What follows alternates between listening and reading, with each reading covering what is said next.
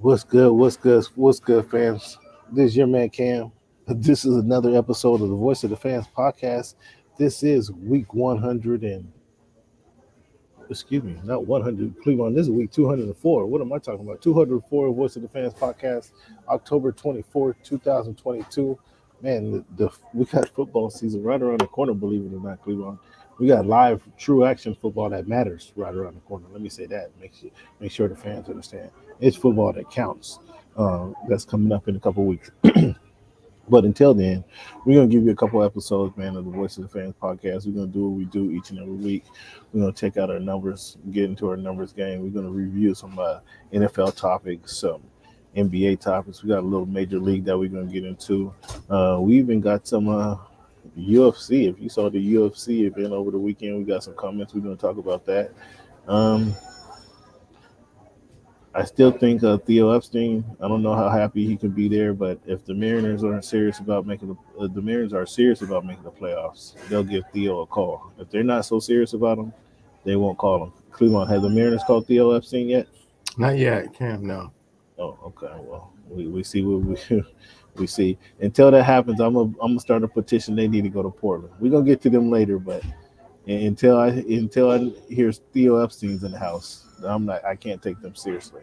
And again, Portland, I think there's a couple spots in Portland. People of Portland want to see them down there. Shout out to Portland, Oregon. People want to see some baseball, live baseball in Portland. And I think the Mariners is just a team to bring them some live baseball. What do you think about that, Cleveland?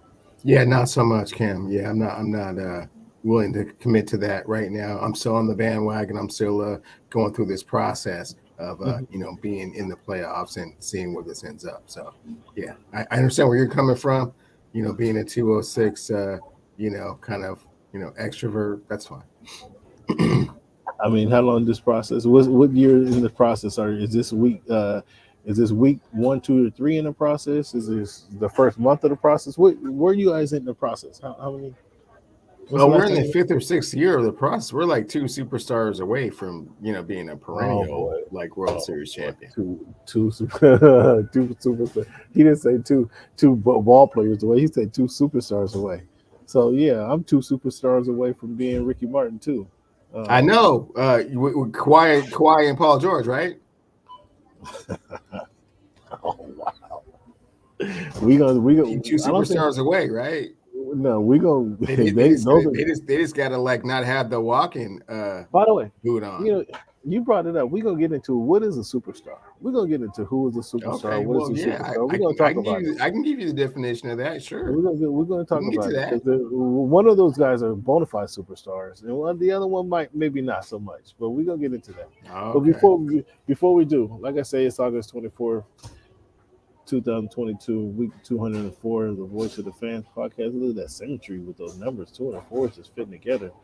Uh, when you think of the number 24, Cleveland, who wore that number best? Or who comes to your mind first? You think of the number 24. Well, Cam, when you're talking about the number symmetry, I mean, you see the 8, the 2, 4. I mean, that's an answer in and of itself. It's Kobe being Bryant. It's the first person that comes to mind. Uh, you know, Birthday, whatnot. Civil case getting settled.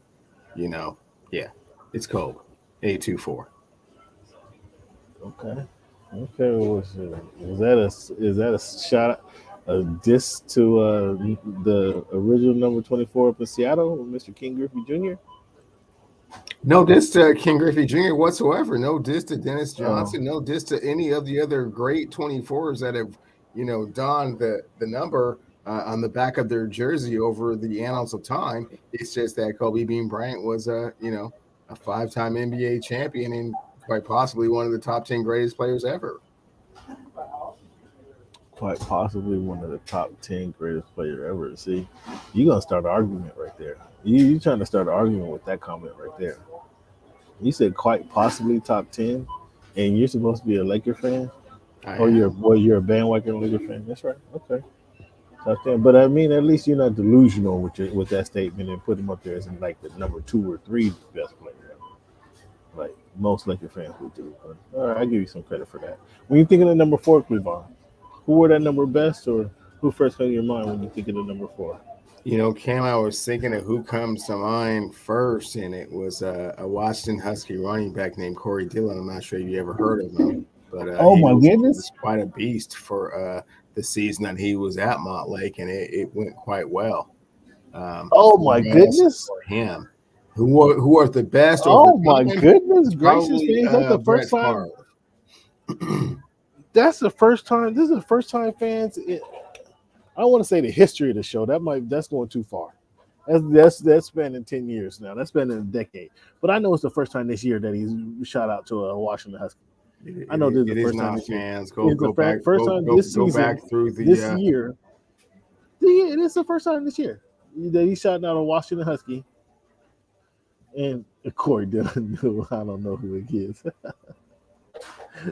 He set the Husky rookie rushing record, right? Didn't he set Oh, it? there it goes. It's Didn't all he, coming back to you. didn't, Sometimes you're didn't, 206. he said, "Do I know who it is?" Senses, kind of kick in. That's kind of cute. Every once in a while, you try and act like you know where you're from. That's a Out funny there in one, La man. La Land, I know it's a far cry from the rainy Seattle, Washington, but The sometimes rainy Seattle Rossi, yeah, that's right. Well, okay, talk about somebody else who spent some time up in the Seattle, Washington area, man. And a guy, friend to the show, man. I'm gonna have to work on getting this guy on the show. Mr. Shakrin Griffin, I know I spent some time, got a chance to interview him once or twice, but he decides to retire, man. And he's planning to devote his time to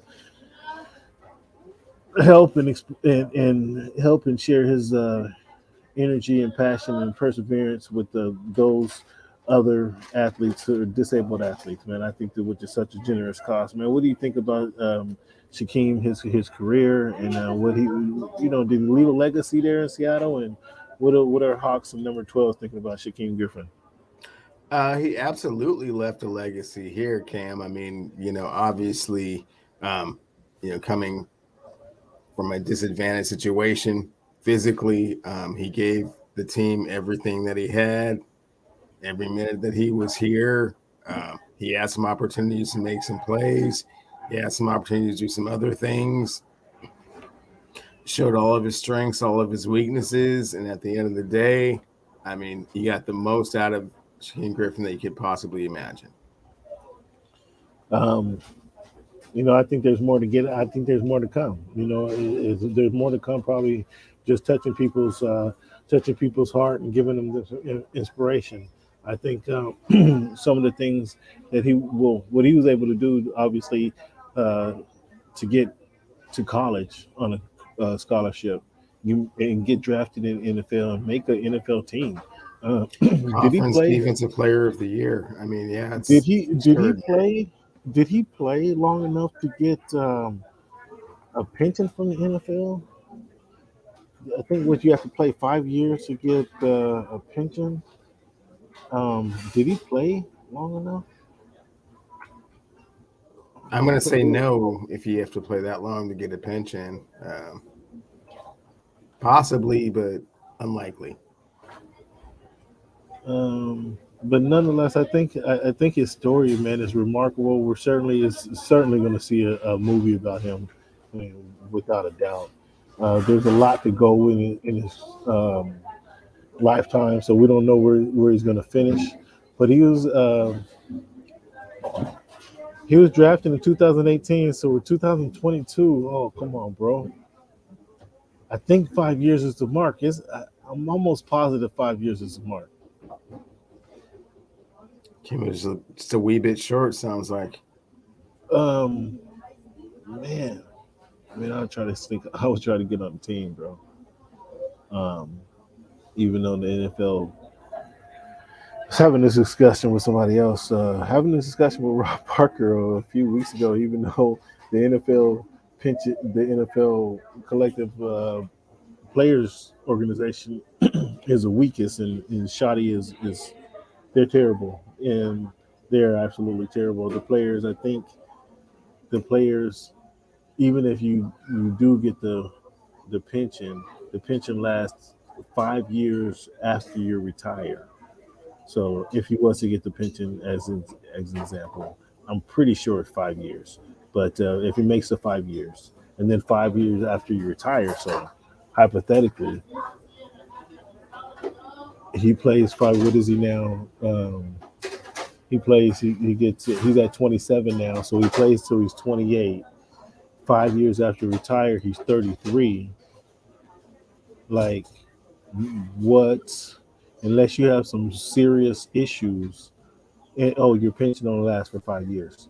So you have that between that 35 and to 40 years old.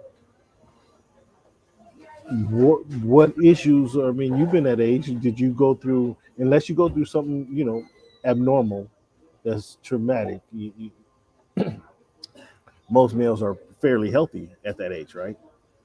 Um, Well, and then football players, for playing the game of football is abnormal and traumatic to your body. So we can't make those type of comparisons as to someone that works in a cubicle and kind of what they're going fair, through fair, adverse fair, fair, one that fair enough. Fair has been enough. Fair enough. playing free safety for 10 years. So that's not an apples to apples comparison. I was not under the impression that you only get the pension for 5 years. Yeah. I recall when the OJ trial was going on, that was one of the big things. Like, you couldn't touch his pension, but it certainly wasn't one of those things where it was like, okay, well, for 5 years. I mean, OJ had been retired for quite some time before that. So I'm not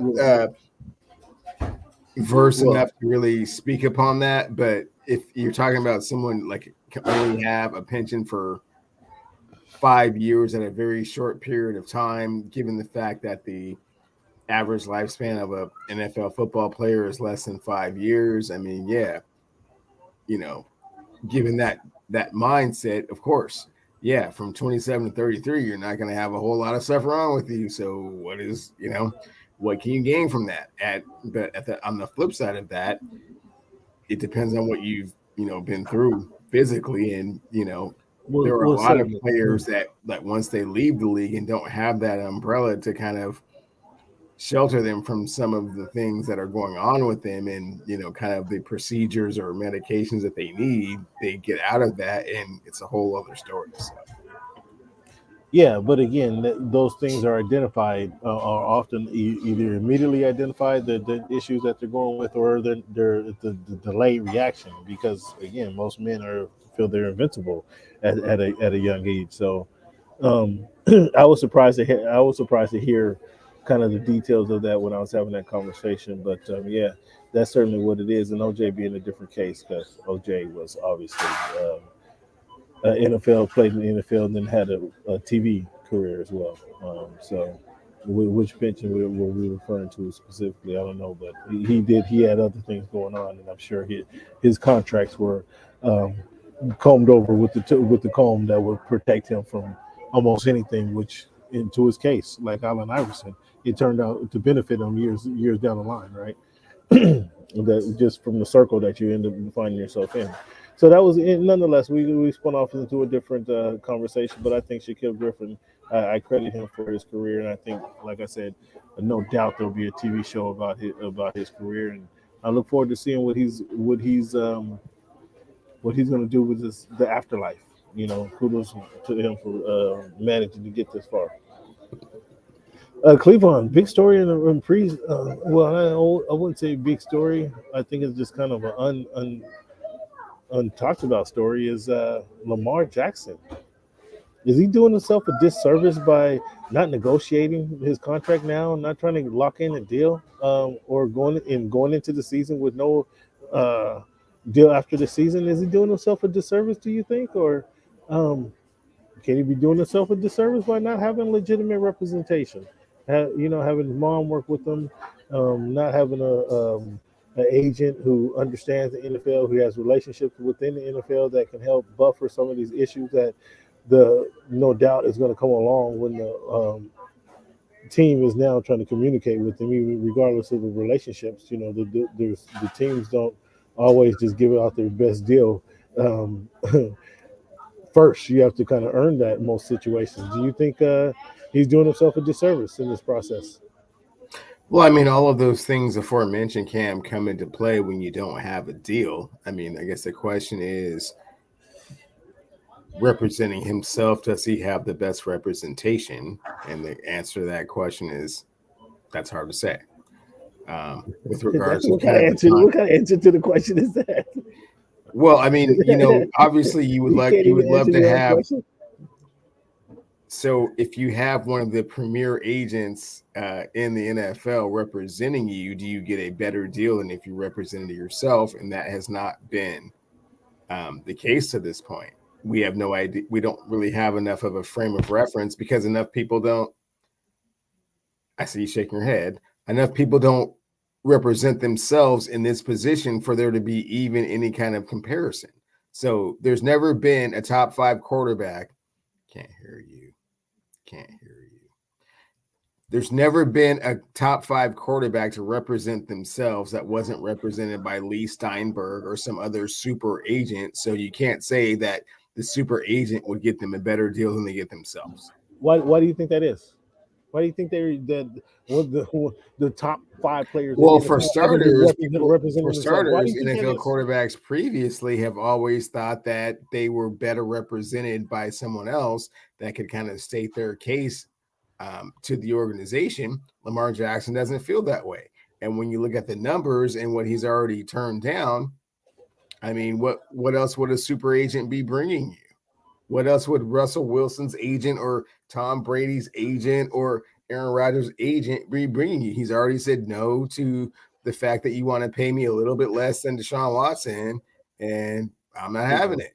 Cleveland. You telling me you don't believe that their agents have relationships that the players and the player can't The possibly agents have with certainly do, and the player it's can't possibly always have with the owner? awkward when the player has to negotiate with the owner and the general manager face to face and hear all the reasons and the things as to why they're not going to give that player the money that player is asking for. So, it's obviously somewhat unprecedented with regards to how Lamar Jackson is handling it, but to say that he's handling it poorly or wrong, I mean, I don't think so necessarily.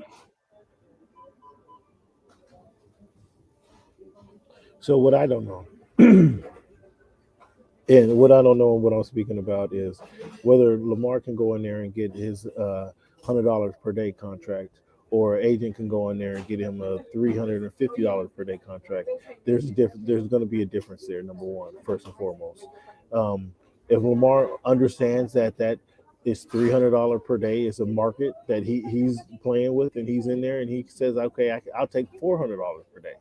If that's his understanding of the market, he can go in there and ask for $400 a day. Obviously, Lamar Jackson could, in with his situation in Baltimore, could command that $400 a day. Understood, correct? We understand that, correct? But does Lamar Jackson now get the 5th year option on that contract? Does Lamar Jackson now negotiate the no trade clause? Now is Lamar Jackson able to negotiate the fluctuation in salary?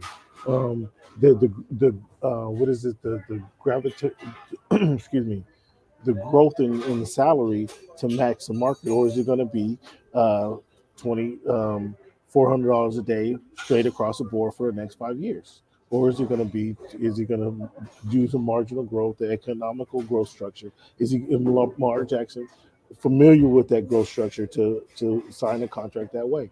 Or does he have to have a lawyer to work with him? Or does he have to have his agent, or not, a lawyer that his agent might hire or might have introduced him to before? Does Lamar Jackson have that? Does Lamar Jackson have the ability now to ask for the use of the private plane? Is that going to be in his lexicon to ask for use of the private plane when he on off days? Is he going to have used to the wherewithal to ask for the is he going to have the is he going to have the wherewithal to ask for a paid holiday or a vacation house? Is he gonna have it? And is this all of this stuff that is commonplace for an agent to ask for, that Lamar Jackson is not familiar with? That's what I can say. He's doing. Yeah, He might be doing Cam, some and all that was extremely disrespectful because what you're How is trying that to say. disrespectful? How is that Everything you disrespectful? just said was really super disrespectful because How is that disrespectful? I'm about to explain it to you.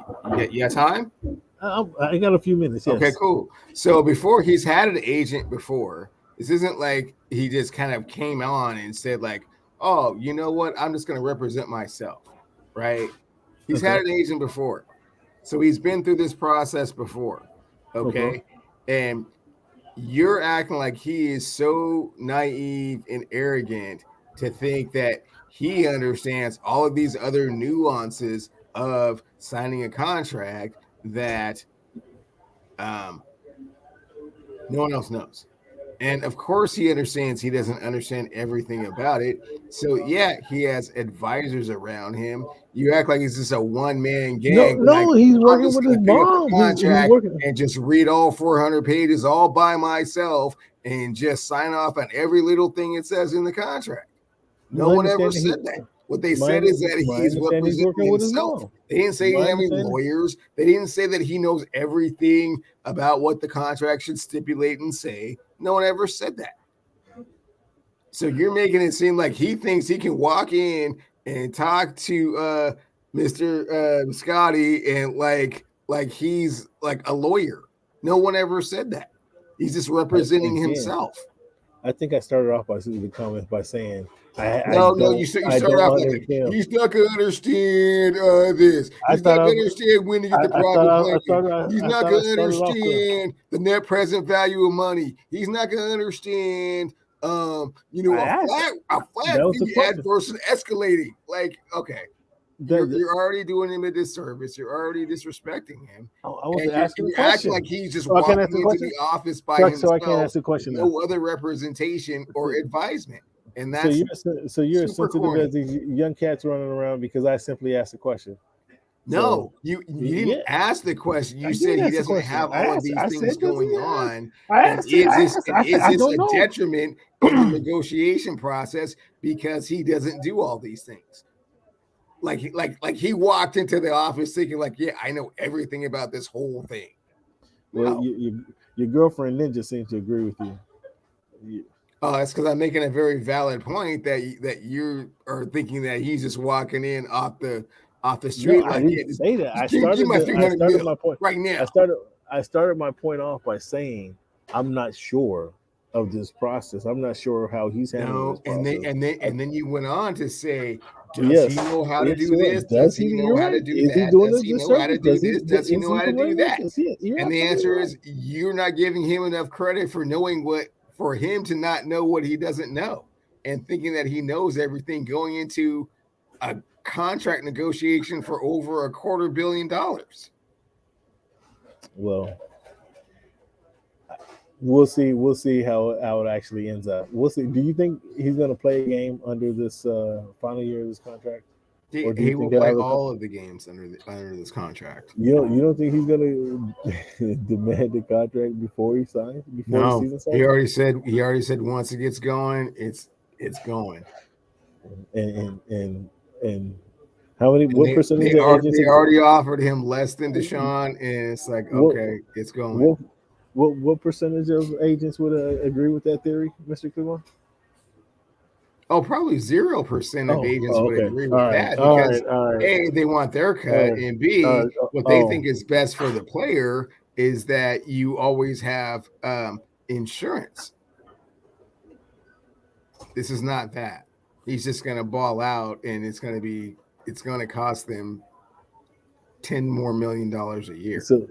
So it's going to be $50 million if contract. $50 million for the next 5 years is going to be the contract now. I mean, you tell me if he balls out and wins NFL MVP, or that team gets to the playoffs, or dare I say their goal of the Super Bowl, the dynamics have changed dramatically, right? Cleveland is it? I don't think the Ravens, and you know how I love. Cam, teams have already shown that they will wait out someone that has to sit for 11 games, giving them $230 million guaranteed dollars. What would make you think that Lamar Jackson thinks that he's worth any less than that? And he's not even 25 years old yet. No, see, I'm not saying he's his worth. I'm not questioning his value. I'm not questioning. You're questioning his judgment because he doesn't have an agent, and you're questioning whether he understands the gravity and the seriousness of the situations within the negotiations. You're questioning whether he thinks that he's getting this when he's getting that, or he's not understanding the whole big picture. So, yeah, is that not fair to ask though? Is that not fair to ask if NFL quarterback that's a fair question to ask. Is an NFL quarterback is not more as knowledgeable as an NFL agent? That's not a fair question. That is an extremely fair question to ask. So the unfair part is when you start the conversation off with he's not smart enough to have thought about all of those things. And he's walking into the room. I never said he's not smart enough to figure this out. I never said that. I never said that. You're putting words in my mouth. You're putting words in my mouth. No, you're just not trying to listen to what it is that you just said. I know what I just said. If he had an agent, they would know these things. And if he had an agent, they would be asking these questions. But it's just Lamar walking in there. I started off by saying, does he know? Is he familiar with this? That's what I want to know. You can't possibly tell me he's as familiar as an agent. The answer, and what was my answer, is that he is smart enough to know that he doesn't know all of the answers. Okay, all right. So to think that he's just walking in, just Googling how to sign a $250 million contract is just ridiculous, man. I think just to have your mom go in there and represent you is just as ridiculous. My son be balling. I mean, you think that's how they're walking? That's what you're making it seem like. Maybe you don't mean to, but you're making it seem like it's just his mom and his cousin walking in like Lamar be balling. He need his cheese. And if we don't see 280 million, we walking out the room. Hey, look. Come on, man. Hey, look. I like to have him. I would like to think that he is well beyond that, so I will give him the benefit of the doubt. If you question that, perhaps, and if it's going down the way that you're saying, why not just bring the lawyer in? Why not just bring the agent in to exsolve all that, clear all that up? Because he's representing himself. Okay, fair enough. All right, we're gonna see how this works out, and I'm gonna keep my eye on it. And I wish the best for Lamar. And just as a prediction, though, I do not see Lamar having the MVP season. I do not see Lamar having that year that he had a couple years ago. They're less talented at the wide receiver position, so I don't expect his passing numbers, his percentage, his passing percentage, his passing touchdowns. I don't expect that to increase. So we're going to see the same. I mean, he has a full. He impacts the game in many ways. So he has a full array of talent running the ball and passing the ball. He's a dual threat back there. But I just don't see him having the season that he had 2 years ago to win the MVP. And so in that respect, that's another way I think he could be doing himself a disservice by not kind of getting the contract done when they want to pay him. So that's what I think about Lamar. We'll see how things play out. I know the Ravens will be tough, and I expect him to not sit out the final 6 games and still lead them to a playoffs again this season. Another talking about the other quarterback that you brought him up, who did make the 230 guaranteed mil, Deshaun Watson. Finally, the NFL said it's 11 games, buddy. So the lawyer tried to give him the 6 games. You heard. I'm surprised that they actually came to the settlement of the 11 games. But for reasons, the NFL can blame themselves that they didn't get the full 18 games or 17 games like they wanted. But it was 11 games, $5 million fine. Is that enough or just about right? What do you think? I think it's probably just about right. I mean, in best case scenario, it would have been a little more heavy-handed, but given all of the factors that are involved, I think that's about right.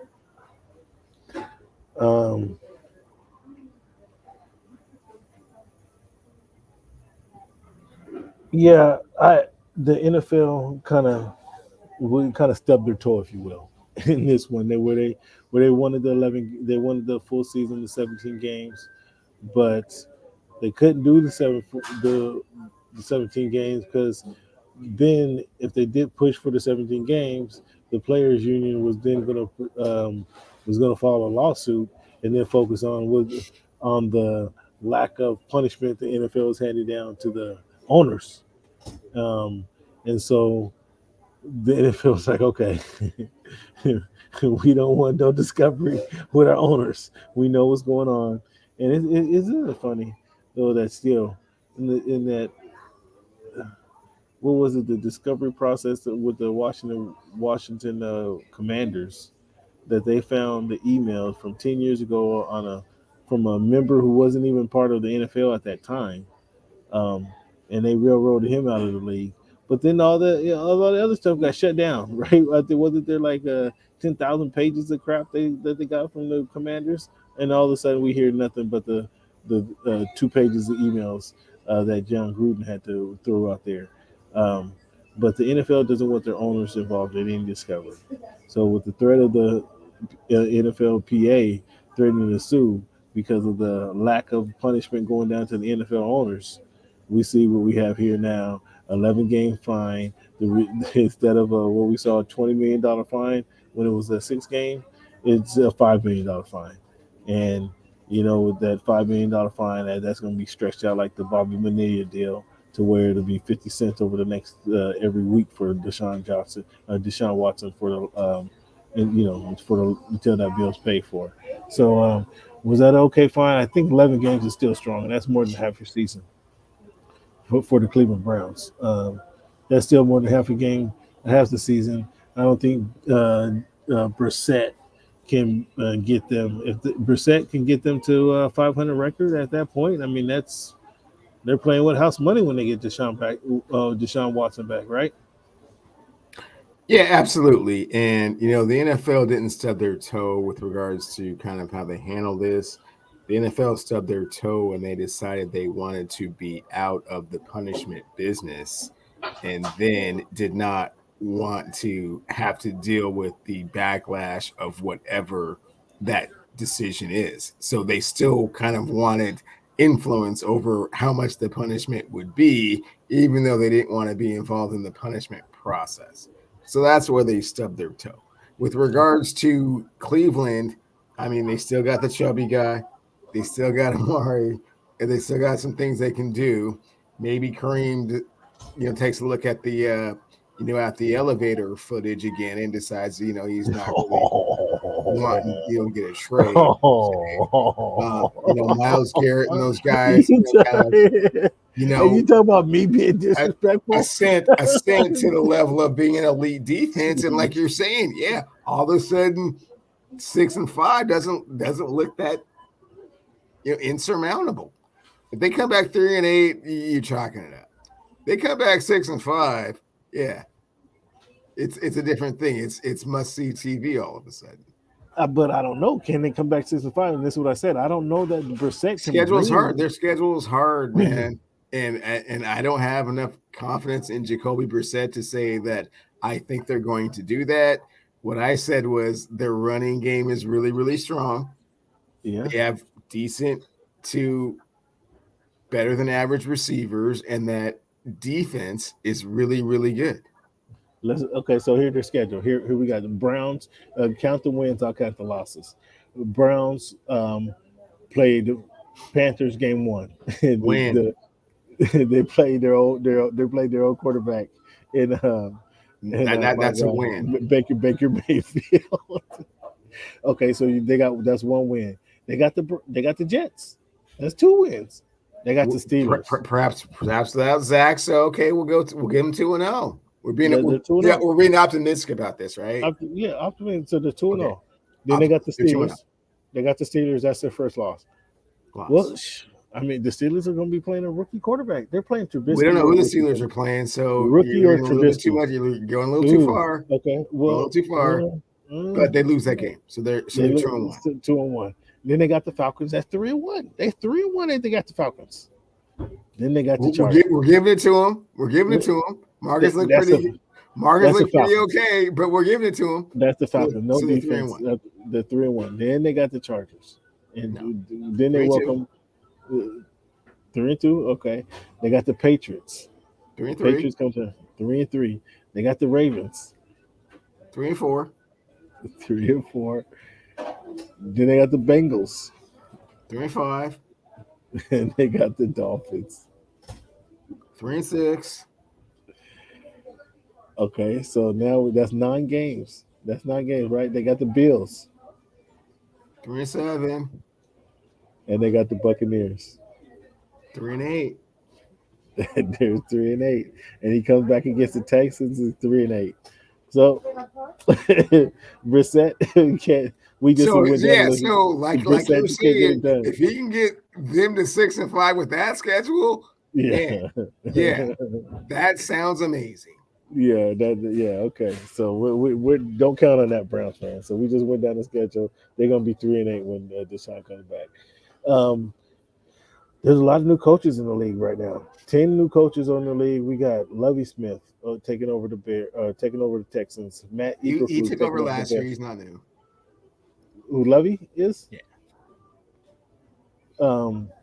Last year it wasn't. They finally had to get rid of Bill O'Brien. It was just too much. It was the interim dude. Remember they hired the dude trying to keep the Collier. I want to say. Oh man, I mean, but let me.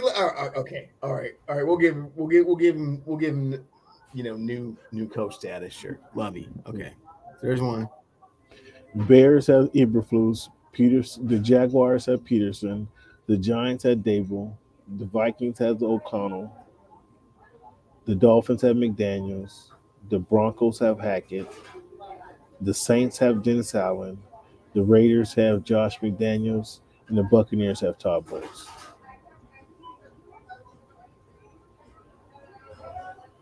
Who's going to have the best season this year out of these coaches? Hackett with the Denver Broncos. Hackett out of these coaches? He's going to have a better record than the Broncos? Or, than the Raiders? Yes.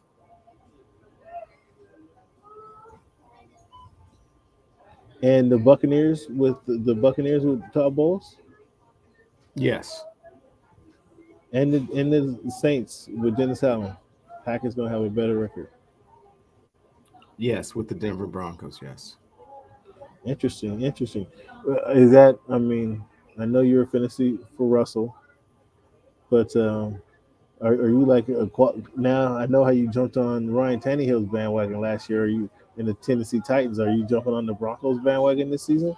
But and you already have the Chargers. I'm so sorry. I don't recall. Have I ever jumped on Russell Wilson's bandwagon? I'm sorry. Oh, you've been driving Russell Wilson's bandwagon. Ouch. Where's your number 3 jersey? Why don't you show the fans your number 3? The white number 3, the blue number 3, the colorway green fluorescent green number 3. Why don't you show the Why don't you show the exactly? Why don't you show the people? Why don't you show the fans your number 3 jersey? Have I ever jumped on the Russell Wilson bandwagon? You've been crying for a whole season that he's not there. What are you talking about? You've been crying all summer long. Your eyes have been droopy because you don't have your quarterback. So what are you talking about? Have I ever jumped on the bandwagon? Again, like I say, how is that jumping on a bandwagon? I've been a Russell Wilson supporter since Pete Carroll made the decision that Matt Flynn and his tired arm can sit right there on the bench next to me, and number 3 will take the field, and we'll see where that goes. Oh, so you just saying now? So he's still my guy. Is that what you're just telling me? He's still my guy. You make it sound like I just made this decision like when he went to orange and blue. I don't understand. Usually when they leave the team, and you got to I understand why the divorce happened, man, and I can see it from both sides. And hey, man, best luck to him. I don't have any ill feelings or ill will about it. It was a very awkward, odd situation, and you know how I feel about it. I always take the talent. I see. So you're very forgiving here. So okay, so you're like, so when he comes back on Monday night, you're going to be cheering for him. basically. I'm not going to be You're gonna give him a cheering round of for him, applause. but I am You're gonna fully give him. You're gonna give him a stand up anticipating. ovation. I'm not going to be Standing ovation. cheering. Let's see here. Yeah, they're gonna everybody in Seattle. It's gonna be a standing ovation. They're gonna give him like a 7-minute standing No, ovation. they they When he they comes they out, when they already come out, they're booed. gonna stop. The game is No, gonna stop the game. Well, I no, bet. they Watch. already Watch. booed the hell out of him when he came back for Sue Bird's last game. I was like, wow, that's weird. Like Oh, for real, like a he wasn't nine-time sued. Pro Come Bowler, on. like someone that's Come on. like never missed a game until he broke his finger. Weird. See what I'm saying? See what I'm saying? You're gonna be standing there. You guys gonna give him a 7-minute standing ovation. They're gonna pause the game. You got probably Oh gonna give him a no, game no, no, ball. no, no, You no. got He probably did. gonna give him a No, game ball. no, no, no. You got probably gonna He, give him a game ball before it starts. with regards to the rest of the fans, he left very unceremoniously. So no, none of that is happening. But yes, I am taking the Broncos plus the points when it comes out. Oh well, that ain't no big deal. That's not so who cares? We already know what's gonna happen in that game. Um, man, should the crack back block be legislated out of the game? It's hard to legislate those kind of things out of the game. They have legislated so many other things, but it's typically like kind of It's across gonna the be middle and that kind of thing. So it's gonna be legislated out of the game. As I hate to admit it, I really hate to admit it. I hate that they're making the game softer. When that guy is coming back, I mean that's one of the free uh, crackback blocks happen in a couple of different fashions. Where either when you have your smaller, oftentimes he's a smaller than your defensive line and your defensive linebacker.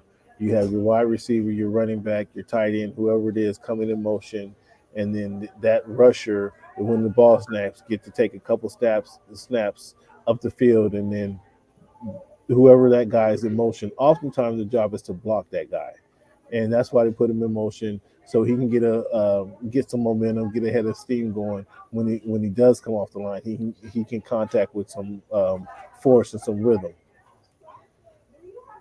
But when they have when that guy is so small, that running back or third wide receiver, just keep that in mind. Who's often coming in motion, creating this block, going against a much bigger defensive lineman or defensive linebacker, the easiest way to block that guy. And you keep in mind when you're blocking your job is really just to hold the guy up, slow him down.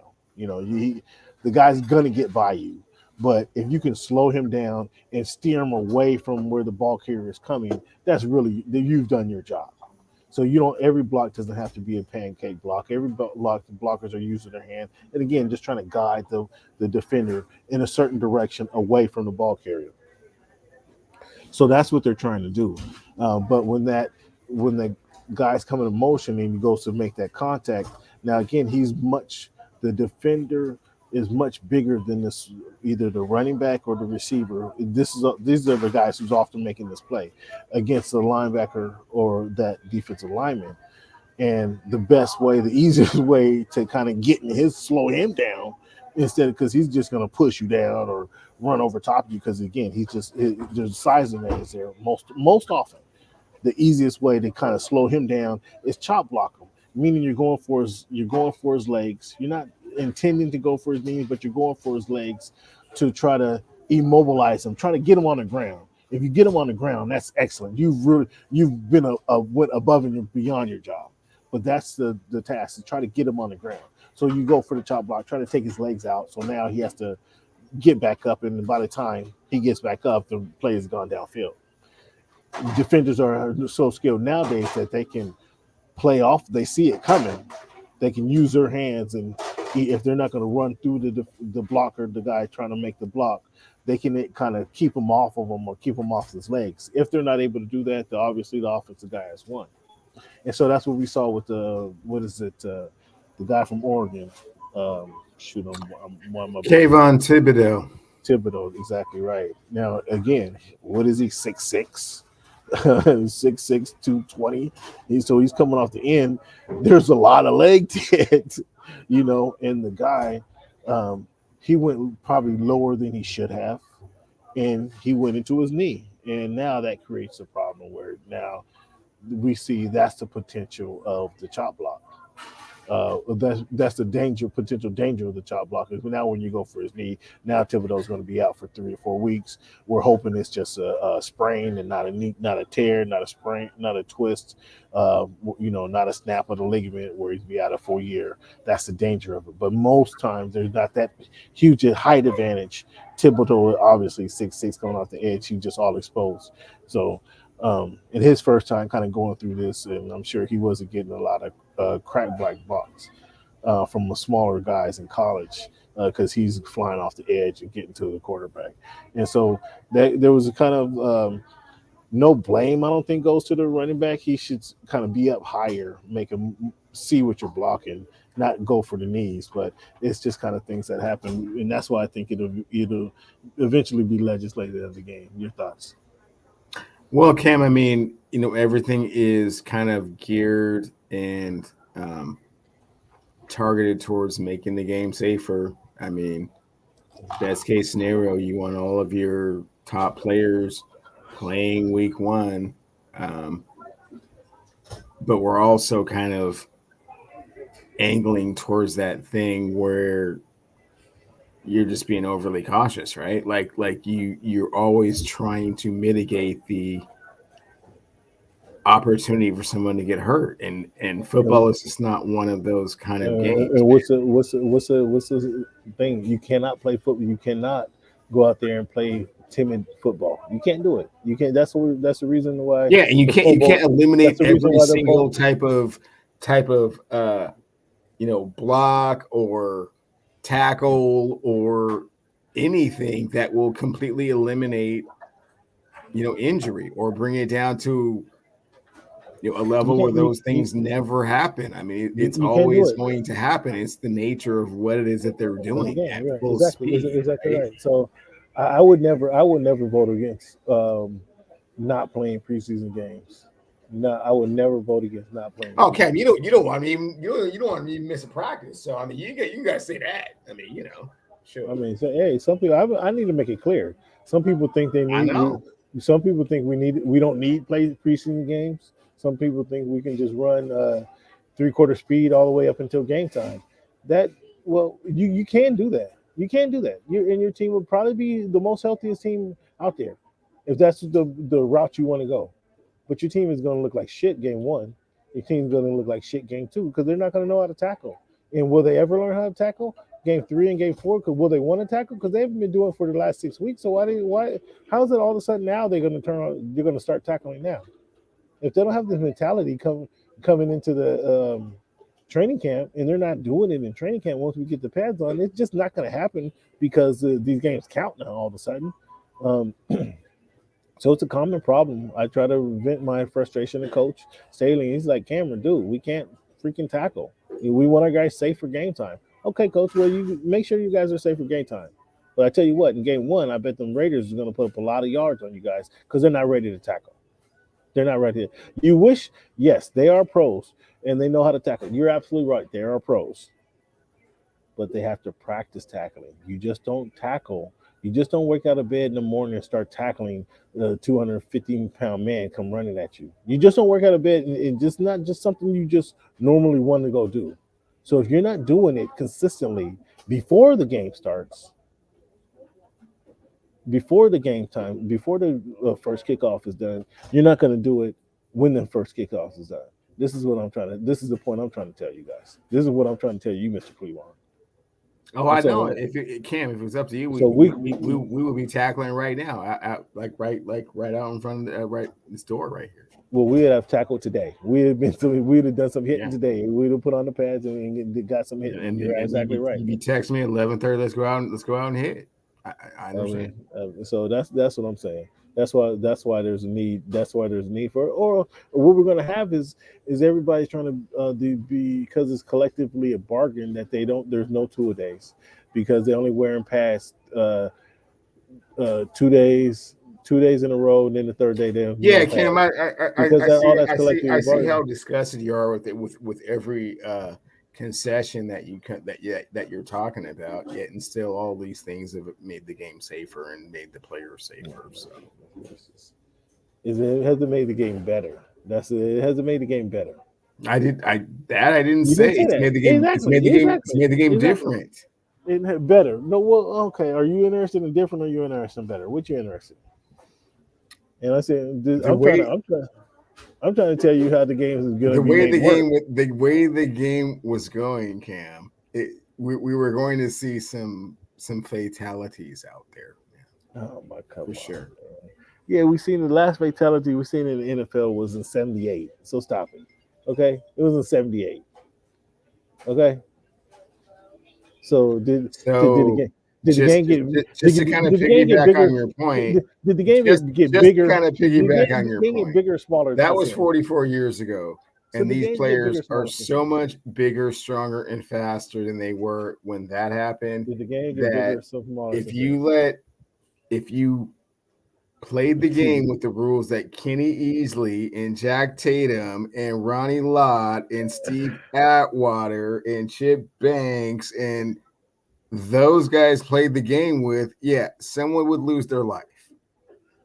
Again, I say it, Cleveland. And Somebody you would lost be their okay life. with that because Somebody, that's just the evolution of the game. somebody lost their life in '78. Did the game get bigger, or did it get thrown into the dark Bro, ages? Did it get put on like cable I just TV? said, they were running 4.8 back then. They're running 4.29s now. You didn't answer my question. Bigger and stronger and You didn't answer my question. faster. If you Is the game more allowed the popular? game to be Is the game more played with the popular now? rules they were Is played the game with more back popular then, today, or was it you would popular in have the '80s? far more fatalities than that one You're not in answering my question. 1978. You're not answering my And question. you Is the would game have a more bunch popular? of people You're not walking answering my around like question. You're not answering my zombies question. by the time they were You're not answering 32 my years question. old.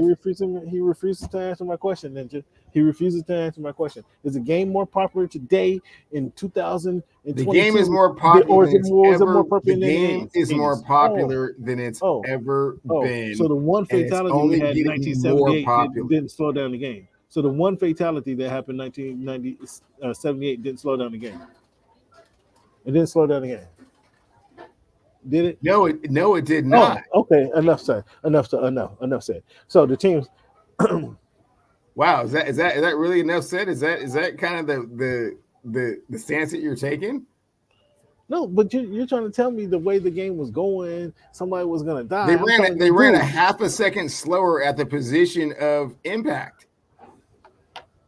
A half a second slower. And your point is. And your point is. That they're bigger, stronger, Yeah, and we know that. faster Uh-huh. than ever. Okay. And if you still had the same rules that you had in 1978 when you had that one fatality, you'd have like 50. I don't know about 50. So 50 no, 50 it's not. It's a 50 much safer game. And did this contribute to the popularity of the game? No, the game contributed to the popularity of the game. Oh, so but the game still flourished. The game still was allowed to flourish. Yeah, the game was still the biggest thing in the United States. The teams must get down to the cut down by Tuesday the 16th. They had to get down to 85. By the 23rd, yesterday, they had to get down to 80. And by August 30th, next week, they have to get down to 53 men on the team. What were some notable cuts that you noticed? So noticeable cuts that I saw was Tavon Austin got cut by the Buffalo Bills. Brett Huntley, I'm kind of surprised he got cut by the Ravens. I know the Ravens. He was a number 3. I guess he lost his spot to the number 3. But I was kind of surprised that the Ravens cut him. Sheldon Day, wasn't he an ex-Huxley for defense tackle? He was an early round pick, if I'm not mistaken, by the Browns. Danny Shelton, you talking about? No, Sheldon Day. Sheldon, he was Sheldon. What? Danny Sheldon. Where did he go? Who picked him? Somebody picked up Danny Shelton, and they're going to be better for that if he's in shape. So. I want to say the Chiefs got him, don't they? Quite possibly. They're trying to rebuild. Okay. Sheldon Day went to Sheldon Day went to Notre Dame. That's why. Yeah, why you trying to put that on the dub, man? Come on now. Huh? Sheldon they went to Notre Dame. I mean, Okay, well, yeah, you trying to make this like Notre Dame, so yeah, okay. So yeah, he got cut, and then Kenyan Drake got cut by the Raiders. Surprised that the Kenyan Drake got cut. Any surprises? Are you surprised that maybe Jimmy G didn't get cut?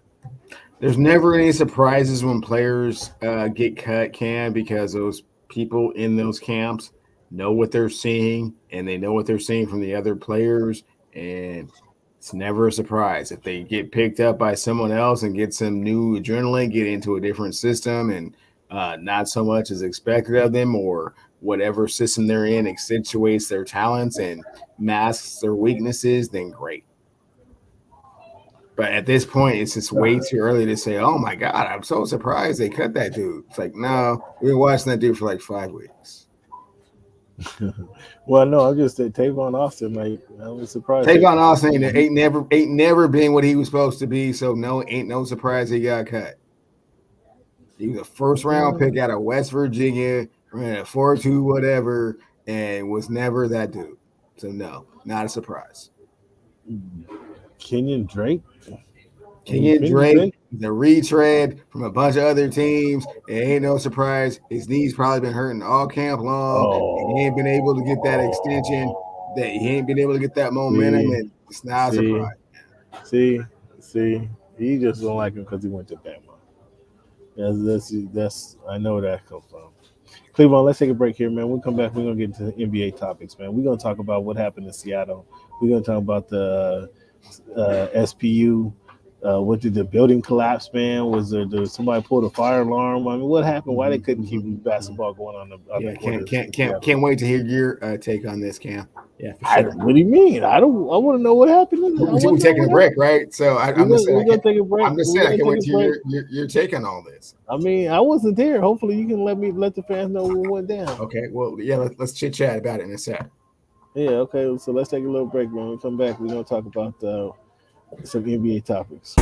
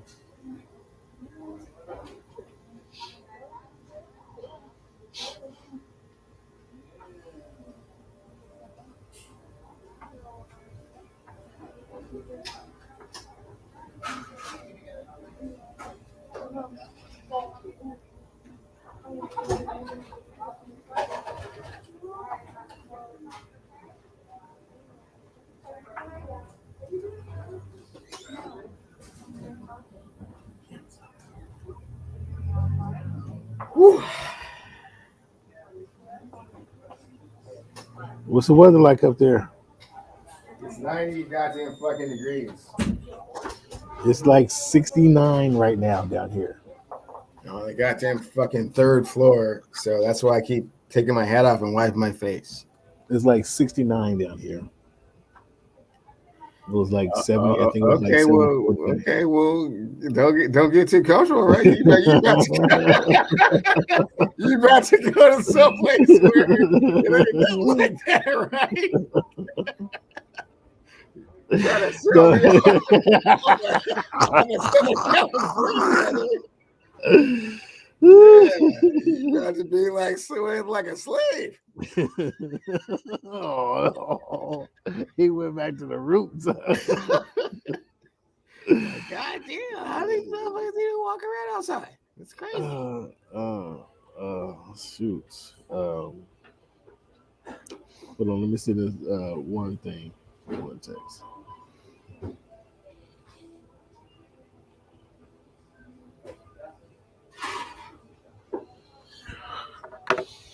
Um, all right, fans. Thank you guys for tuning in. Another fine episode of Voice of the Fans podcast. This is your man Cam. Got my man Cleavon up in the Northwest telling me that it's baking up there, huh? It's bacon, man. Um, Fans, we appreciate you guys for tuning into the show. Week 204, this iteration of the Voice of the Fans podcast. And we got a lot of content for you guys week after week, week after week, week after week. But this week, Cleavon, we want to talk about Jason Tatum, LeBron James, getting off the plane at SeaTac Airport, heading over to SPU to go get down at the Jamal Crawford crossover pro am. What a sight it was, man! It was. I seen a lot of people out there, a lot of black men out there. I mean, it had to be half the black men in Seattle, more than half the black men in the city of Seattle showed up for that event. From the videos I saw, what was it like, man? What was the buzz around the city? Talk to me about what it was like to be up there when that was going down. Cam, I wasn't there personally, but the buzz was amazing. I mean, once the king decided that he was going to come up here and bless us with his presence, people were waiting outside, camped outside for 24 to 48 hours. It's a free event.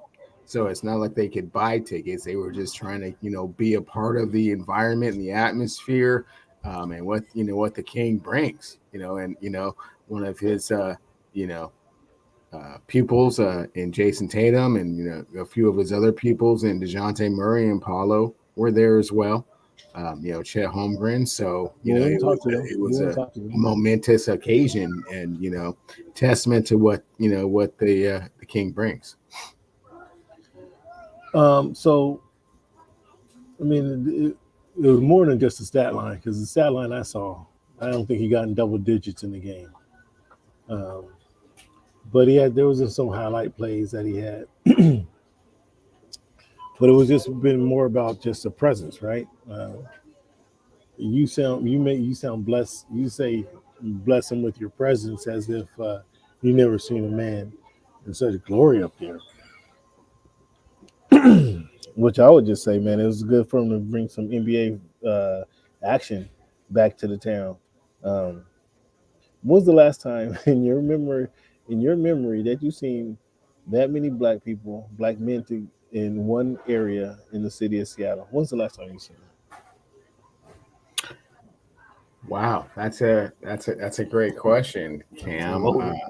I can't say that I can put my finger on any one particular event that brought that many per se. I guess it would have to be the last time Michael Jordan was here. Wow. Well, I mean, the jamborees used to get pretty thick. I mean, Metro City jamborees. For sure. The Metro City jamborees used to get pretty thick, but those were not men. Those were kids, mostly. So that doesn't count. I don't remember. Do they still have bubbling brown sugar? Do they still have bubbling brown sugar? Again, kids, not grown men. That doesn't count. The Torchlight Parade doesn't count. The Body Seattle doesn't count. Torchlight wasn't predominantly black. I'm just trying to think predominantly black events. Like, do they still? Franklin's talent show used to be the biggest talent show outside of Bubbling Brown Sugar. I think Bubbling Brown Sugar was a response to Franklin's talent show, if I remember correctly. For sure. But Franklin, that hasn't been like that was not the preeminent talent show like it once was. I remember trying to sneak. Well, I snuck in there a few years consecutively. Didn't get got caught the first year, ended up having to pay. The second year we snuck in.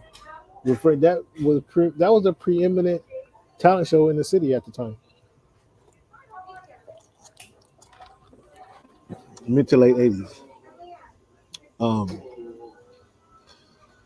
I can't think of one. I was hoping you can think of you could. No, I wish I could just respond with some amazing event that takes place here all the time that you just weren't aware of, but no, not really. I mean, I wasn't there when the Sonics was in the '90s. Sonics was going crazy, so I don't know what that was like. It was amazing, yeah. But again, that was more of a city thing. That wasn't a particular class thing. So, from what you saw of the highlights, did that show you, give you confidence that LeBron has more in the tank? Oh, for sure. I mean, I'm not sure if you realize LeBron averaged 30 points a game last year, so I think he has plenty left in the tank. And plus, he didn't have to go through the rigors of playing through, unfortunately, whether it's a gift or a curse. He didn't play any playoff games this last season, so he's super duper. You said he averaged 30 points last season? Yes. Yeah, did they make the playoffs? They did not, no. So those 30 points is pretty much meaningless, right? I think your question was, does he still have something left in the tank? And the answer was, well, yes, because he averaged 30 points a game last year. So even if he averaged 20 points a game, you would still say he has something left in the tank. But that would be 10 points less than he averaged last year, and that's not going to happen. So, yeah, he's got something left in the tank. Oh, so you're saying right now he won't average less than 20 points a season? Yeah, I'm saying right now LeBron James will not average less than 20 points a game. You want to put a number on that, sir? So if he won't drop to 25 points a game, if he won't drop to 20 points a game, will it drop to 25 points a game? I see where you're trying to go with this, Cam, and I'm not gonna play your game. I'm not falling for the banana in the tailpipe, man. I'm not gonna put a number on that, man. If you want to get out on that ledge out there on the skyscraper and say LeBron's not gonna average 20 points a game, then say that. No, you just told me. I'm asking you a question. In your opinion, is LeBron gonna average more than 20 points a game? He'll probably average more than 20 points a game. Okay, well, then that mean he has something left in the tank then. Okay, with that, if he dropped to 25, but I'm not going to handicap it for you to like 22.6 plus or minus. No, man. Where's your confidence at? Where's your confidence at? Is Kawhi going to average 28? He'll be better than 28. Oh, he'll be better than 28. He'll be better than 28. Okay, cool.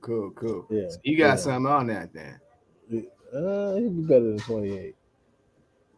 So what did you take away from Paulo and Chet competing in Tari? Tari looked. I told you Tari Eason. I thought he was the best player that we saw at Summer League. Chet obviously. Paulo didn't play long enough. Chet did some things, but I thought Tari was the best player. He was the most complete package that we saw. What did you think of his performance there with those three, their performance in Summer League or with the crossover? Again, these are glorified scrimmages, and the biggest thing to come out of this, gracious. The biggest thing to come out of this was Chet Holmgren tore ligaments in his foot, and we're hoping that this is not something that will discourage people from playing the crossover, in future years. So, with your stance, you want to hold on to the glorified scrimmage stance, right? So, what made this so impactful that LeBron would come play in the glorified scrimmage game?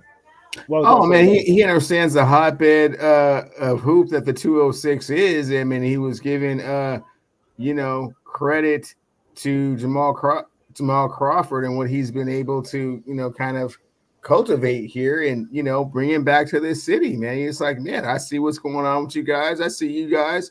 I see Paulo and DeJounte. I see all the bigger players coming in. I'm in the twilight of my career, man, about to pass the throne, pass the baton to Bronny, man. Sure, let me get a few of these in. Whatever, man. Did you I told you weeks ago, if I was the Nets brass, I'd have just told KD, just sit over there, bro. Just over there. I wouldn't trade it. Wouldn't even discuss trading. And now, what do we find out weeks later? Oh, everything's all good. KD and Kyrie coming back next season. Where does this put the Nets next season? And how confident are you with those two finishing the season together? Not very confident with those two finishing this season together. There's quite a bit of turmoil that's still going on behind the scenes. I think what Kevin Durant understood is that the teams that had the most assets to trade for him to make it a, you know, equitable trade were not actually trade partners that they could engage in with trade talks. So once he kind of saw that the landscape was not favorable for him, um, regardless of all of the threats and you know uh, veiled ultimatums that he made to ownership, it's like, okay, well, do you understand your value? And if you do, then you understand that the teams that you want to go to don't have enough assets to give us in return. And the teams that do have enough assets can't trade them to us. So this is kind of where we're at. Um, you and that other grown man are going to have to work this out. And hopefully you guys can come to some type of resolution. Probably not, just because understanding the way that those two personalities work, yeah, by December, there's going to be some problems. By December, it's gonna be by December. Yeah. This season starts in November. um, yeah, I don't know. I don't know what to expect from these. I, I don't know what to. I don't know what to expect. Again, I'm not even gonna waste my time trying to prognosticate what these guys are gonna do. Talented, if bar injuries, if we're playing 2K, we turn the injuries off. This team in some later season, this team makes it to the NBA Finals. But however, the games aren't played like that. They are actually played like that. You do have to deal with the players' emotions. You have to deal with their ups and downs, and the Nets are going to have their share of that. KD, I mean, I said last week he's reminding me of 2007 Kobe. Um, that's about the time. Although I was never a Laker fan, I was a number 8 fan. Um, so impressed at his resiliency. Right up until that 2007 season when he just started whining and complaining. And Kobe, you created that problem, so I didn't want to know. I didn't want to hear that whining and complaining because he created that scenario. So now you deal with the scenario that you created. KD is kind of the same thing. It's he. I guess KD is just one of those guys who would never be happy. He wasn't happy in OKC. Won some championships in Golden State. That wasn't happy enough for him. Went to Brooklyn, and then months ago he started crying and complaining about he wanted to be out of town. Didn't said he wanted to just go to winning teams. I think does it? Do you think, in the sense that LeBron is a better leader? So I credit LeBron for that, what he did in the bubble, and then when his leadership when they won the championship in the bubble. I give him a lot of credit for that leadership. I thought that was the best job of leadership that he's done in his career, in my opinion. At the same breath, I'm very disappointed in KD's lack of willingness to be a leader, to show up and be a leader. When the his teams need leadership, he refuses to show leadership. This summer he refused to show leadership by saying, "Okay, guys, we're going to get this together. We're going to be back. We're going to work this out." Instead, he cries, "I want to be traded. I don't know what happened with. I don't know what's happening with Kyrie. I want to be traded. Get me out of here." Blah blah blah. Like, that's not leadership. That's where LeBron has been better than KD in their career, most recently.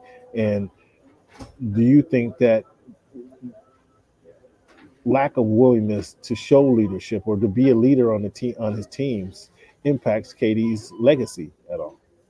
No, because I think that the NBA, unlike any other sport, is a sport wherein that's something that you're hoping for.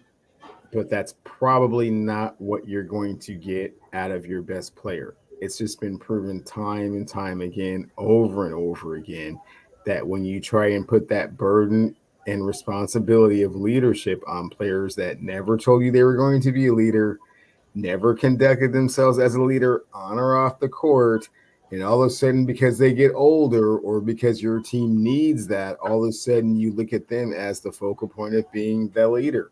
And that's not who they are. That's not what their personality or temperament is. They never ever told you they were going to do that. And KD is just the most recent example.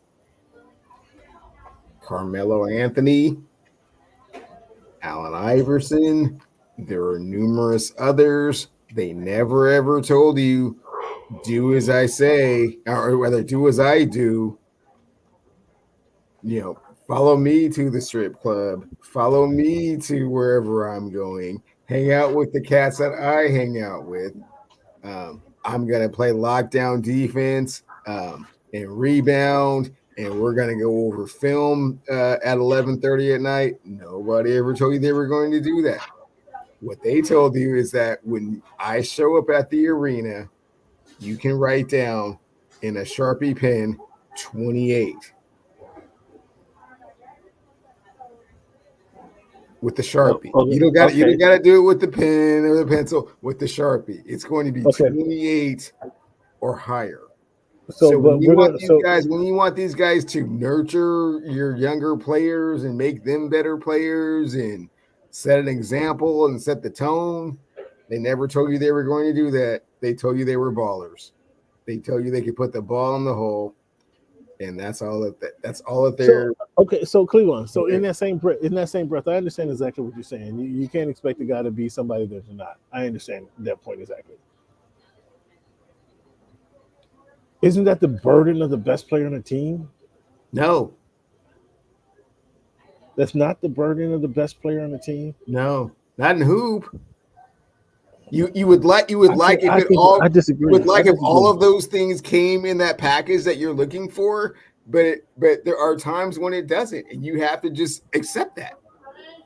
Your most talented player is not your best player necessarily. Your most talented player is not the most influential player necessarily.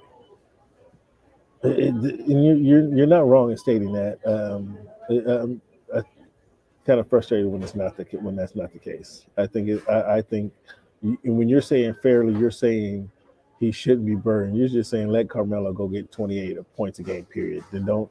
If you can just chalk him up for 28, don't expect nothing else from him. And then I think that's where I'm saying that if you get those other things, it's a bonus. But he never told you he was going to do that. There was nothing about his demeanor or presence that ever said that he was capable of it. So why are you trying? Because he's your most talented player, you want to put that on him, and he's never been that.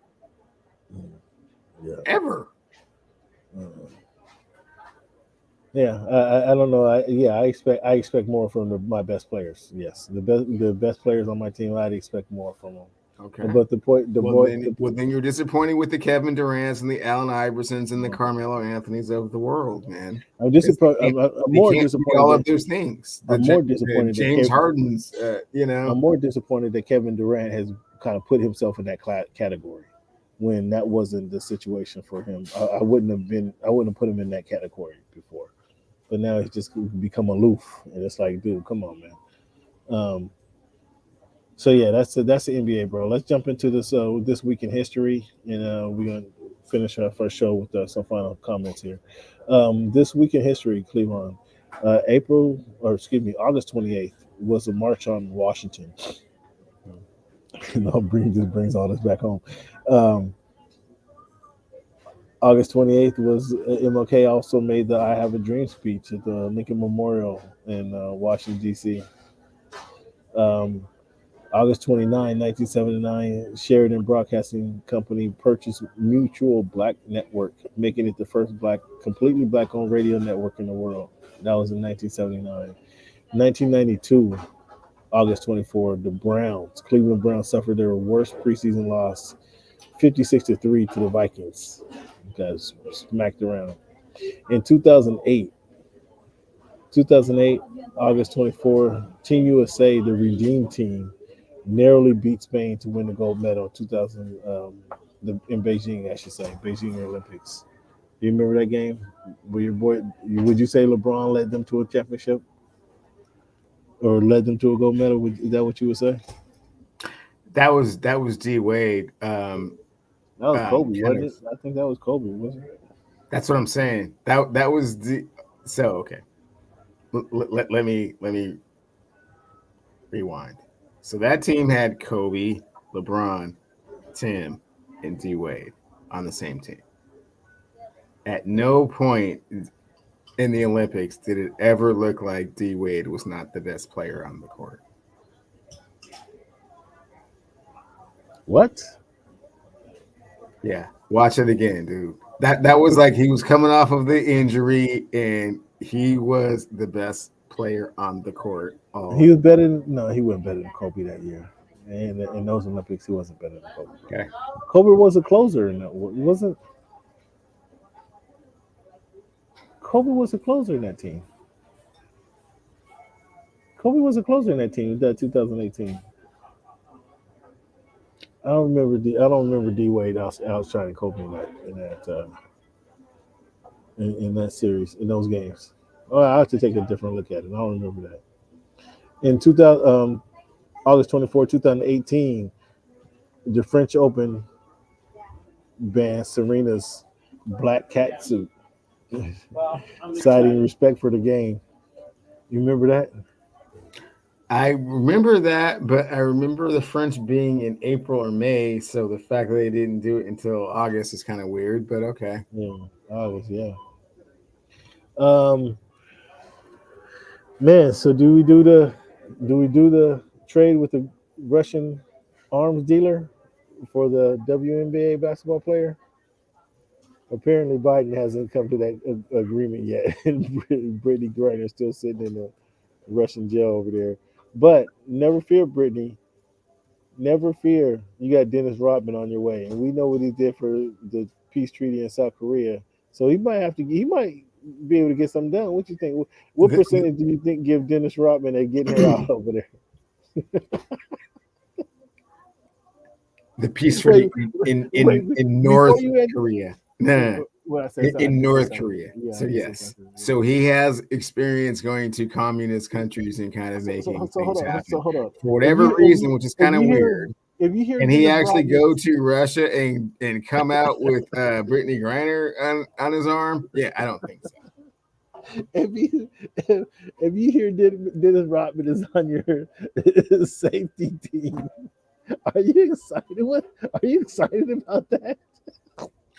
I am not particularly optimistic that Dennis Rodman is on board to fly to Russia and Oh my goodness! get me. It does not make me, yeah, feel like You don't start preparing your stuff for exit. not just really, no. Let's see what he was able to do something with. Your girl Kim Jong Il. He was able to get some movement out of them. Let's see what he's able to do in Russia. Let's see. Let's see. I think it's hysterical for him to even get on a plane. Isn't Tyson going with him? It's a band of just fuck ups, right? Like, what's going on here? It's Like, no, this is Tyson. serious. She's been in jail for like 180 days. Like, it's got like 9 years holding over her head. You seen Rodman and Mike Tyson to come get me? What are you guys gonna exactly do over there? Who you guys gonna talk to over there? That's what I want to know. What's the game plan? Like, that's what I want to know. Brittany Griner, important Brittany. Um, but yeah, how would you respond if you find out that Dennis Rodman is on your case? Would you feel confident about that? And we'll see what he's able to do, man. I say he was able to do something with Kim Jong Il. Who knows? He may able to. Is Putin even gonna give him time? Is Putin gonna give him the time of the day? That's what I want to know. Is Putin gonna go, or are they? They might go ice skating together. Putin plays hockey. Putin plays hockey, and he makes sure that nobody defends him, so he can go. He can score 7 goals a game because nobody's defending him, right? And so is Robin going to defend him or what's going to happen? It's going to be funny. Cleveland, can the Padres, even though old boy's suspended for 80 games, can the Padres threaten the Dodgers for the pennant? The Dodgers, no. The question is, can the Padres make the playoffs when it's about 50-50? I mean, they'll make the playoffs, right? That's a given. It's They'll about make the 50-50. Will that team in the Northwest make the playoffs?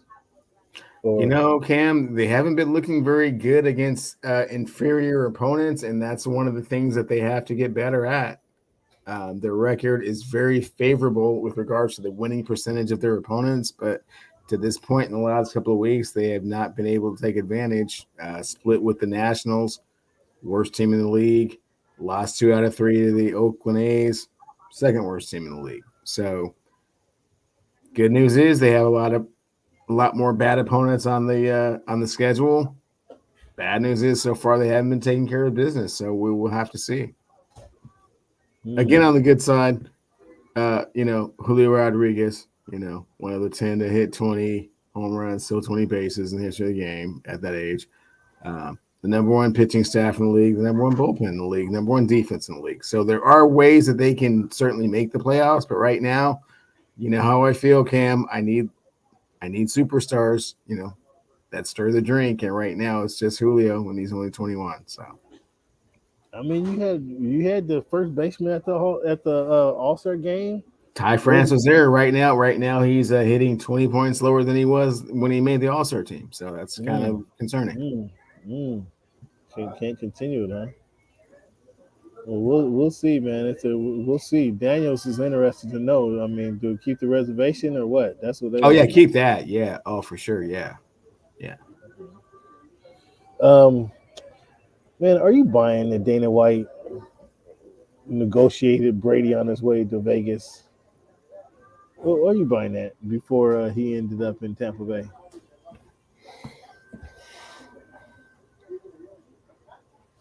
Man, I'm buying that Dana White knows something about it, but he certainly didn't represent any of the parties that were engaged in this. He didn't represent Gruden. He didn't represent Brady. He didn't represent Mark Davis. So perhaps he was one of the people that kind of, initiated the conversations between all of these people and knew that ultimately Gruden was the one that, nixed the deal. But as far as his sphere of influence within the National Football League to make a deal for the greatest quarterback in the history of the game, yeah, he's not that talented.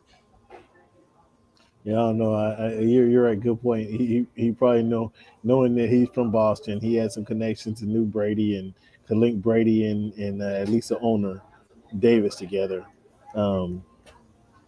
Yeah, I think that's probably about as far as his brokering went. Um, but I mean, that would have been interesting. Brady in Vegas. Brady and Gronk in Vegas, yeah. That would have been interesting.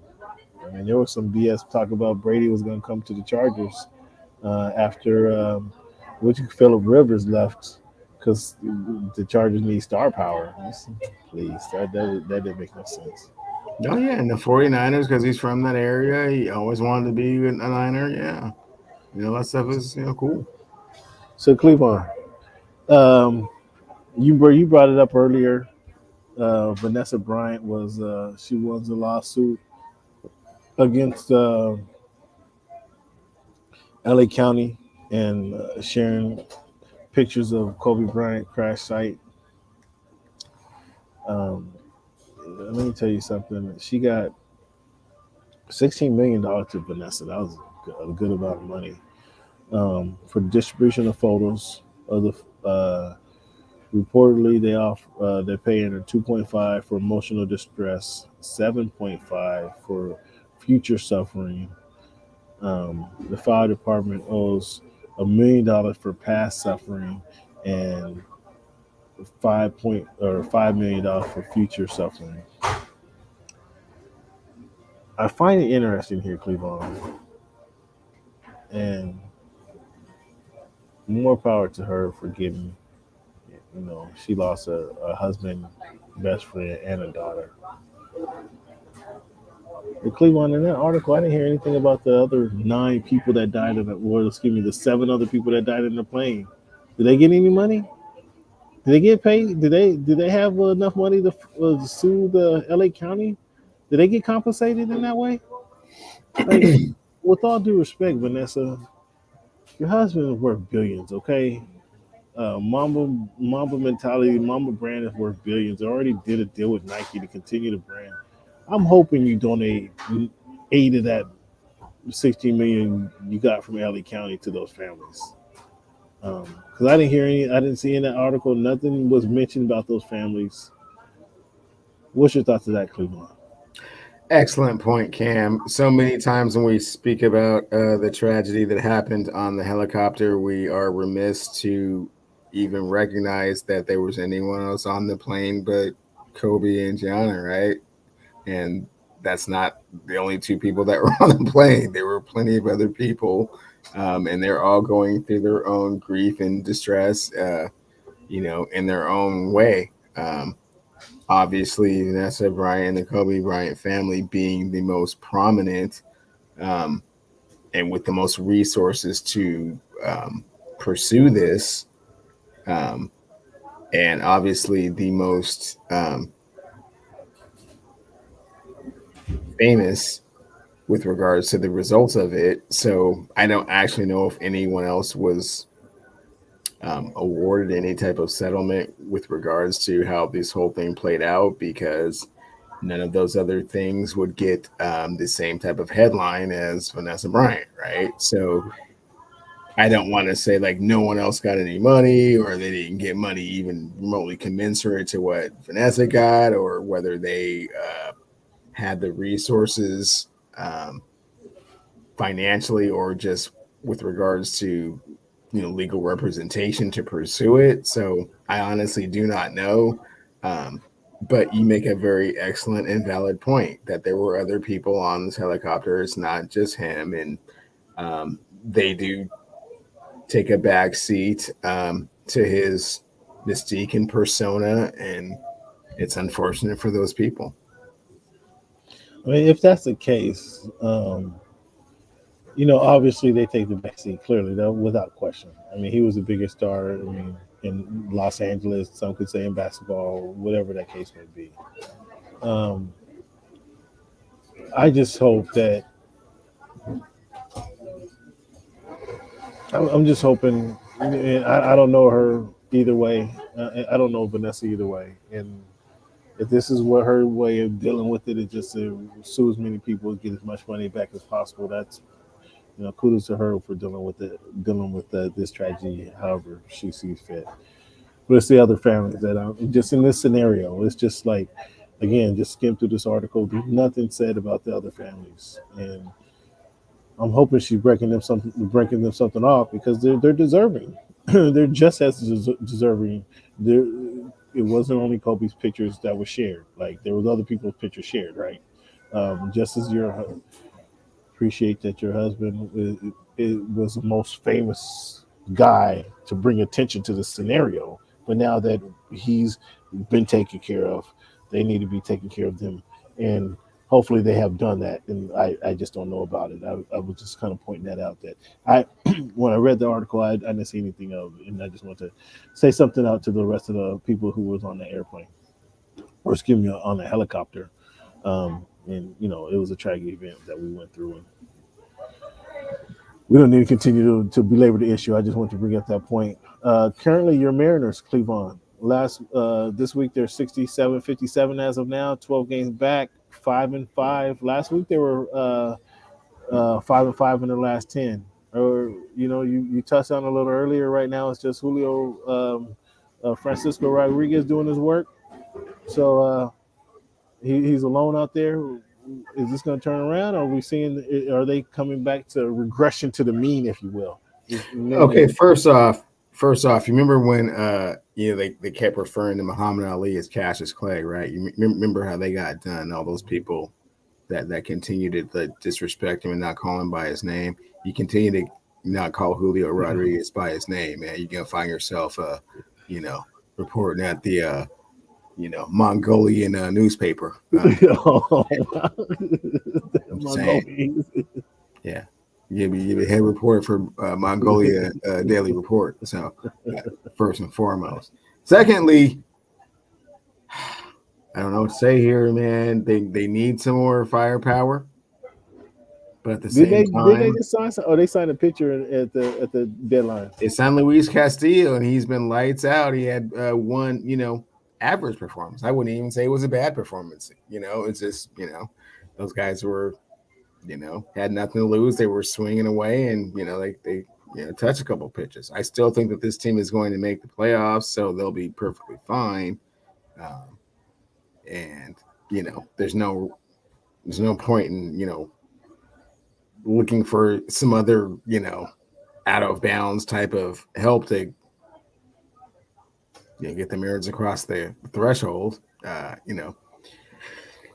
not even gonna name any other names because you would never heard of them. You're not enough of a baseball dude for you even to make sense. So I will simply say this, man: they have enough to get through, and they just, I'm just crossing my fingers that they, do what they're supposed to do, man. Crossing their fingers.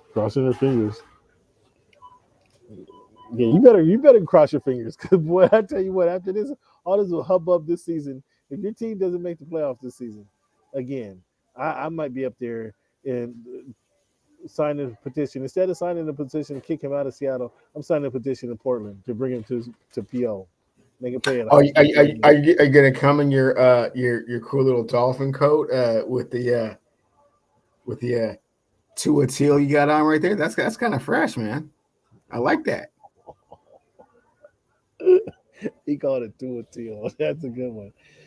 That's a good. Hey, fans, I want to thank you guys for tuning in to the show. Cleveland, I want to thank you for your participation, man, all these years in the show. I want to leave you guys with this quote. This quote is from the Great One. If you guys know what the Great One is, the Great One says, "You miss 100% of the shots you don't take." The Great One, Wayne Gretzky, says, "You miss 100% of the shots you don't take." So, fans, if there's something you guys want to do in life, there's a shot you want to take it, man. You're gonna miss it anyway. If you don't, you won't make it if you don't take it. That's the one thing. So if you can't make the shot if you don't take it. You can't win the game if you're not in the game. So you got to get in the game, take a shot, do what you do, live your life, have fun, and don't live it by anybody else's rules. Do what you want to do, and that's what that quote tells me. You miss 100 shots if you don't take. Take your shots at anything in life, Cleveland. Take your shot, big guy. You got fantasy football coming up in a couple of weeks. You take a shot. I'm open. Take your shot. You guys won't win. I'm dominating all fantasy football leagues I'm in this season. That's truth be told. We got our draft coming up on September 4. I'm gonna set it up. Tonight. So our draft is gonna be set up for September 4. So you got about a week and a half to prepare, Cleveland. A week and a half to prepare. I hope you're going to be ready, because I'm not taking any excuses this season.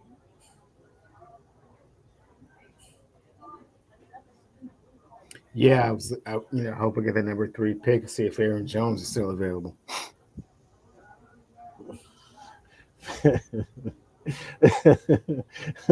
Fans, inside jokes, fans. Thank you guys for tuning in, Cleveland. We'll see you soon, Chief. All right, take it easy, bro. Later.